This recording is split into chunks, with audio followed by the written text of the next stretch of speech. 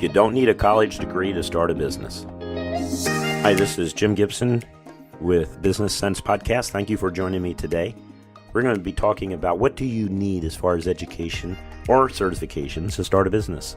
Now, just to start out with this, I want to explain that I have a master's degree in business administration. And obviously, therefore, I have to have a bachelor's degree. So I have experience in college and getting a traditional education. But I think more and more, the colleges are becoming irrelevant. A lot of the courses that they're requiring from students to take are a waste of time. They're not going to help you in business. They're not going to help you in life. They're just a waste of money and time.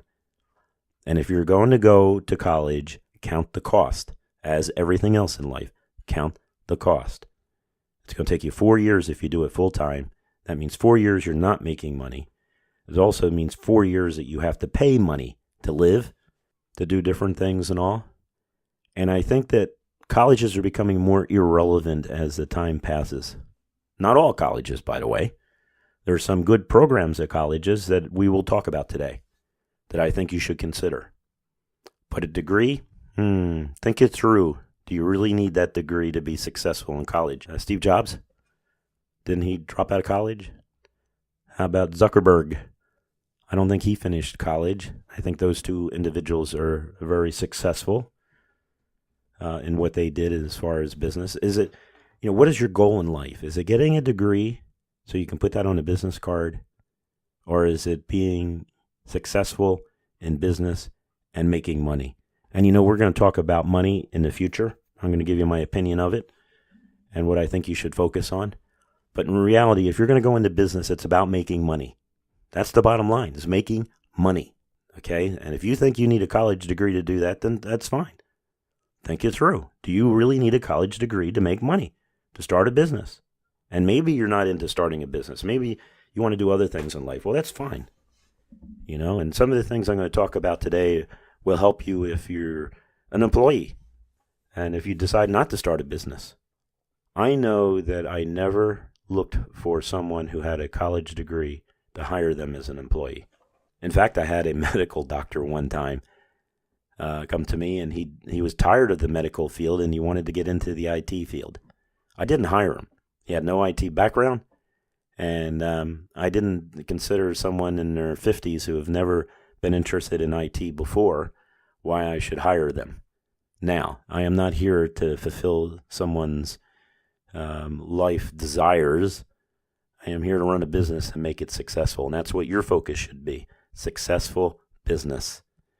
And how do you rate a successful business? Well, I rate a successful business by making money, by being profitable. And again, we're going to talk about this a little bit in the future in another podcast about your viewpoint of money and what you need to do to make money. But today we're just going to talk about education, what you need to be in business, my opinion. And I've been doing this, for 40 years now, IT, most of the time as a business owner. I know I was successful in what I did, and I'm hoping the same for you. So what is your focus? Is it running a business, or is it just getting a degree? Now, there's some good things about colleges. I'm going to talk about my perspective from Southern California, but one of the best colleges I saw out there was Palomar College. In their computer science department is one of the finest that I have seen. Now, did that mean that I went for people who had degrees in IT? A bachelor's degree in IT? No, I didn't care they had a bachelor's degree in IT. I didn't even ask. What I cared about is what subjects were they learning there at Palomar. And what I would do is I would call up Palomar and I would ask them, I would say I have a paid internship in IT. And, could you please post that I have openings as an intern? And I would hire 1 or 2 interns a semester. And sometimes they would hang around for years. And what I would say to them is, what courses have you taken? Well, someone would say, well, I've taken courses in Microsoft. And I say, that's fantastic, man. And others would say, Cisco, taking courses in Cisco. Well, that was fantastic. And I would take these individuals and I would use them as interns. Now, I gave them flexible schedules, so if they were really busy at school that week, well, they could take the week off, no big deal. And when they had, their summer break or their spring break, I would give them extra work, and they would work with my technicians, and they would learn at the same time what the real world was like, not just theories. They would actually be able to get hands-on experience. But at the same time, the courses were excellent there at Palomar. It's a junior college, 2-year college, supposedly. Some people spend a lot more time at 2-year colleges. But the courses were excellent. So, you can learn about Cisco, you can learn about Microsoft, you can learn about networking, you can learn about programming, and all those other things. But you can also go to the college and not work on a degree, which is absolutely fine. So if you're going to go to the college and they have courses on route switch that usually involves Cisco, it might even be Cisco Academy, which is an excellent training program. Well, then you learn all about route switch, and then you get your certification. Certifications are a lot more important to me as a business owner than degrees, because certifications prove that you actually understand the subject. I don't know what you learn on your degree. I mean, some of the courses that some of these interns had to take that were outside of the computer field, I just shook my head. Why in the world would you spend money on that? Why do you need a degree? To be honest with you. Again, Zuckerberg, does he have a degree? I think he's pretty successful. Steve Jobs, he was pretty successful. He dropped out of school and was very successful. So what is your definition of success? Is it getting a degree, or is it running a business? How about this? Making money should be your goal. Not just running a business. There's a lot of businesses that are running. Within a few years, they're out of business because they don't make a profit. But anyway, I'm off the subject, so let's get back on there. So, it's one of the things, if you go to these classes in these junior colleges that maybe you have in your area, make sure that the class will also prepare you for the certification exam. And then don't be a slouch, man. Work on your certification. So if you're in class and they're teaching you how to do route switch, let's say, well, that's fantastic. But that's not going to help you unless you pass the certification exam with Cisco. And Cisco is the most popular router switches out there, and it's sort of like the standard when it comes to networking. You can also take courses on cybersecurity. Now, let's say you're a high school student and you want to get involved in IT, and you don't know where to start. Well, let me give you a course action here.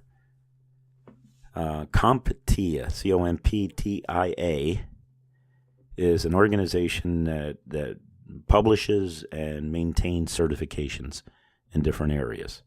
And they are what you call, and they do not teach just Cisco or Juniper or anything else like that. They're kind of agnostic when it comes to manufacturers.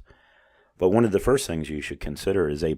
Now, I know a lot of people say, well, I've taken A+, that's really basic. But if you're a high school student and you've never been involved in IT, start with A+. It's a great course. I used to think that CompTIA stuff was kind of light duty. And I've changed my mind. It's kind of serious stuff to start with. So do your A+. I have. I did my A+ many, many, many, many years ago. And when I was a young man. And then from there, you do your Network+.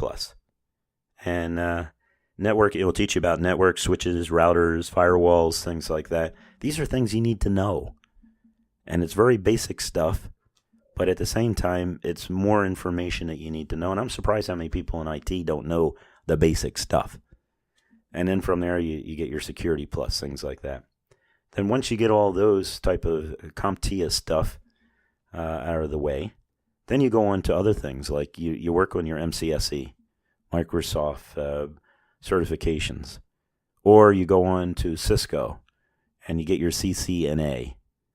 Either route switch, they call it RS route switch, CCNA route switch, or CCNA security. These are all good things. Now it's going to be more focused on programming Cisco equipment, but Cisco is pretty much the standard when it comes to networks. So if you understand how to do Cisco, you're going to understand everything else in networks. Then at the same time, some of the hands-on stuff. So you get these 1 or 2 of these certifications under your wing. Now you can go to an employer and say, hey, I got this certification and I'd like to work for you. As a story, I remember years ago, this guy came to me, and he looked like a kid, man. He looked like he was about 12 years old, 13 years old. He's a little bit older than that. But he came to me and he says, I'm a CCNA. And I was surprised. He showed me his certification to prove it. And he says, I'd like a job with you. And I said, well, I really need someone that's a CCNA in voice over IP. And he said, okay. He walked out. And then like 5 weeks later, he came back and he said, I just passed my test CCNA in VoIP. I was impressed. And I said, how old are you? And he said, 18. Well, I kind of felt obligated to hire him. Man, I was impressed that he could get that certification in 1 month. I couldn't get that certification that fast. And he worked with me for many, many years, and we became friends, and he was a fantastic person. And he got some decent jobs with the IRS and was paid pretty decent for a guy under 20, 21, something like that. He only worked for me for a couple of years. We still remain friends. But the idea was I hired him because he had the certifications. He didn't have a degree, by the way. I hired him because he had the certifications. Certifications to me prove you could do the work, or at least you knew the concepts behind the work, and I could teach you the day-to-day stuff. At the same time, I remember I had a 40-year-old guy come to me, and when he came to me, he wanted a job in IT, and I said, well, fantastic. And I said, let's talk a little bit about it, okay? I said, you're 40, 45 years old. Why do you want a job in IT? He said, because it just sounds really interesting. And I said, well, do you have any experience in IT? And he said, well, back in the 80s, my sister got me a free program for the government in taking apart computers. And I said, well, great. I said, so did you do anything with it? And he said, well, I tried to work for one of those Best Buys, or I forget the name of the company, he said. But you know something, to make a long story short, they didn't pay him much, so I went out and did other things. I said, well, what have you been doing for the last 2 years? Because now I'm asking what have you been doing? You want to be in IT? So have you been studying IT? Have you been doing certifications, things like that? That was what I meant in the question. And of course, he got all excited and he said, oh, yeah, I've been working on the side painting. And I've been making lots of money painting. And I said, okay, so what are you doing? I thought you were on unemployment for 2 years. And you're coming to me because your unemployment is up. And he said, yeah, but I made lots of money in the last 2 years. And he said, thank you for this opportunity to interview with you. And I said, no problem. Thank you for your time. And he says, well, can you be honest with me? I'm really curious. He goes, I interview with a lot of people. No one never goes any further than this. Is it, could you tell me if you're going to hire me? And I said, okay, against my better judgment, I will tell you. And I said, no, I'd never hire you. In fact, I'd hire a high school student who had no experience in life at all coming through the front door than I would hire you. And he said, why? And I said, well, the reason why is that you're really not interested in IT. If you were, you'd be taking courses. You would have taken courses many times since, now that you're in your 40s. And on top of that, if you're really serious about it, in the last 2 years, you got laid off 2 years ago. Yeah, you would have taken courses since then if you wanted to be in IT. And I said, lastly, I would not hire you because you're a thief. You're a thief.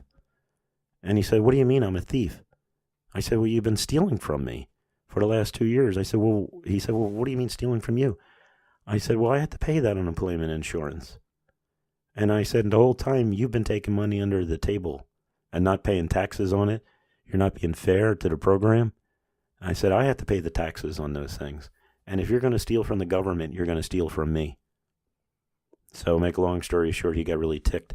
And then, of course, one of my other employees reminded me I have lots of windows in my warehouse. So, well, I told him the truth. Maybe it would help him out that if he's really serious about being in IT, you need to put some time in and learn about IT. I don't know how many employees I had that they would come to me and they would say, I want a raise. And I say, fantastic, I give you a raise. Get this certificate, get this certification in CCNA. I'll help you with it. I actually taught classes at night to any employee that would show up. I would teach them all about CCNA, route switch, and how to pass the exam. very few took me up on that option. But those who wanted a future in IT were the ones that did. And I did have some that would take one certification after another, and every time they passed the certification, I would give them a raise because they became more valuable to my company. Just showing up every day and punching in doesn't add value to a business. But studying on your own and showing motivation that you want to get ahead in life and that you want to learn more about IT, that's the employee I wanted. And they're the employees I kept, and they're the employees I encouraged. But those who were not interested enough to spend an hour a night or a couple hours on a Saturday learning a new subject, they were the ones I weren't interested in, and they were never going to go anywhere. So every time they showed up and they said, hey, I need a raise, or I'd like to get a raise, I haven't had a raise in years, things like that, I'd say, yeah, I'll give you a raise. Get the certification. So now you're going to start a business, right? The most important thing in a business, I'm going to be honest with you, is being profitable. If you don't focus on profit, and if you don't do it honestly, I'm not saying do anything illegally, provide a service that makes your company profitable. And if you do not make a profit, you will go out of business. I can tell you right now that 90% of the companies that go out of business is because they're focusing on everything else except delivering a service so they can legitimately make a profit. So if you're thinking of going into business, get the training that you need to be in business. And some of the oddball things too. You need to learn things like QuickBooks. It's a program where it keeps track of all your expenses. And you're not in business yet, but you can take a course on QuickBooks. You can pick up a book to learn about it. I know one of the weaknesses in my life is that I don't know enough about QuickBooks. I should be able to run my own books. I used to run my own books, but it's been many, many years. And I think that has caused me more grief, not knowing QuickBooks. Because if I have a bookkeeper taking care of things, I have to trust that person to do the right thing. And I don't know enough to train on that. And that's one of my goals, by the way, is to learn QuickBooks in the future. So you got to learn all these things. You should work for someone else for a while to learn the business. You got to realize that that businesses sometimes may appear to you to be very profitable, but they are not. I'll give you an example. I had an employee who, I would tell him, well, this is a new customer that we're going to do lots of cabling with and things like that. So, when you're done, they're going to hand you a check. Ask for the check because they already know they're supposed to pay you. And the guy one time came back and he was looking at the check and he's looking at me and he's holding the check out in front of him between his, hands, and he's looking. And he says, man, you make lots of money. And I said, what are you talking about? He goes, well, I worked there for 8 hours and I only made this much money. And he says, well, I'm looking at this check and you've made all this money. Well, he didn't think about the liability insurance. He didn't think about the truck he was driving. He didn't think about my side of the taxes that I had to pay and the unemployment, the workers' comp, the insurance on the trucks, the time and effort it took to get that customer. Because I could look at that check and say, in reality, I lost money. It may look like I made lots of money, but I lost money to keep that customer. So I can keep them as a customer, and 6 months from now, I can sell them something else. You have to have the education. Just don't jump into it because you're all excited about starting a business. Make sure you do your due diligence. You do your investigations, things like that.